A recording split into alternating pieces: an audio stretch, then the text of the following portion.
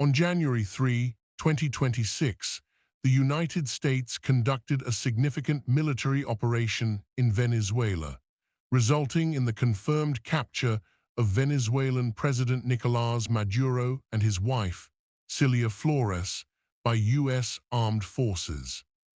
This action, announced publicly by the U.S. administration and documented by multiple reputable news organizations, represents one of the most consequential direct military interventions by the United States in Latin America in decades. According to verified reporting and government statements, the operation, identified by U.S. officials as a coordinated strike and extraction mission, took place in Caracas, Venezuela's capital, in the early hours of the morning on January 3. President Maduro and his wife were removed from Venezuela and transporting to the United States, where they were taken into U.S. custody. Upon arrival in the United States, both were presented before a federal court. They entered pleas of not guilty to charges including narcotics-related offenses that were part of a long-standing U.S. federal indictment. A federal judge set future proceedings, with the next scheduled appearance noted in official court documents.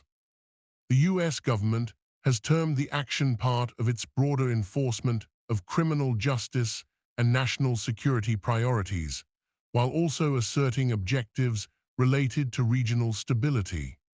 The United States has stated that it will oversee a transition in Venezuela and address matters such as control of strategic resources, including the country's oil sector, as part of its post-operation policy. Casualties and combatants.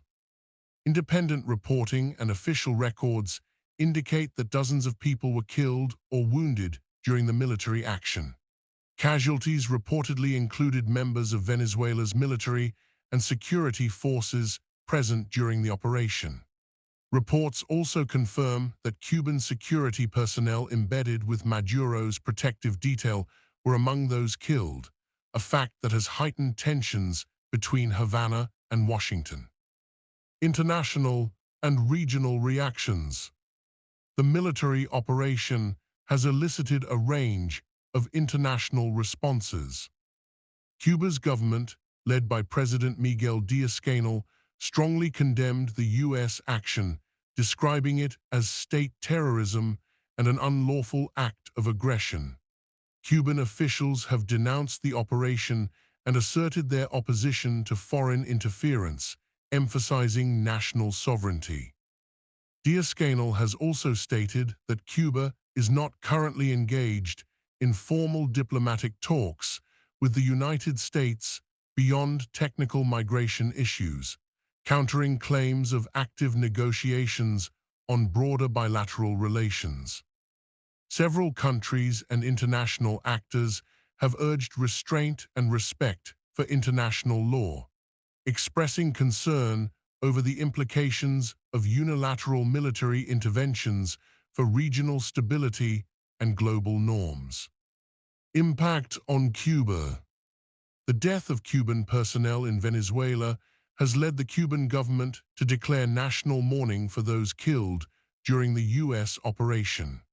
Cuban authorities have reiterated their long-standing critique of U.S. policy in the region, citing historical tensions and framing the current crisis within that broader context. Humanitarian and legal dimensions. Human rights organizations and legal analysts have raised questions about the implications of conducting a military operation on sovereign territory without clear multilateral authorization. Debates continue over international law, sovereignty, and the legitimacy of military actions tied to domestic criminal charges. On the ground in Venezuela. Following the operation, Venezuela's constitutional order has been described by interim authorities as in flux.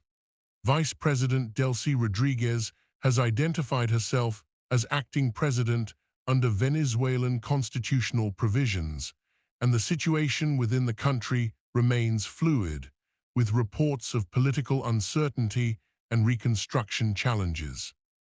U.S. domestic context.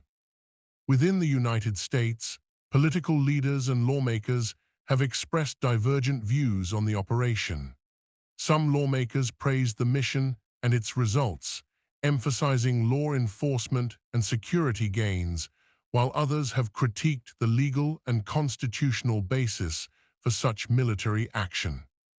At this time, there are no credible reports from verified sources confirming any U.S. military operation against the Cuban government or actions aimed at capturing Cuban President Miguel Díaz-Canel. I cannot confirm any such developments. We are continuing to monitor official sources and verified international reporting. Any updates that meet strict standards of verifiability will be shared promptly.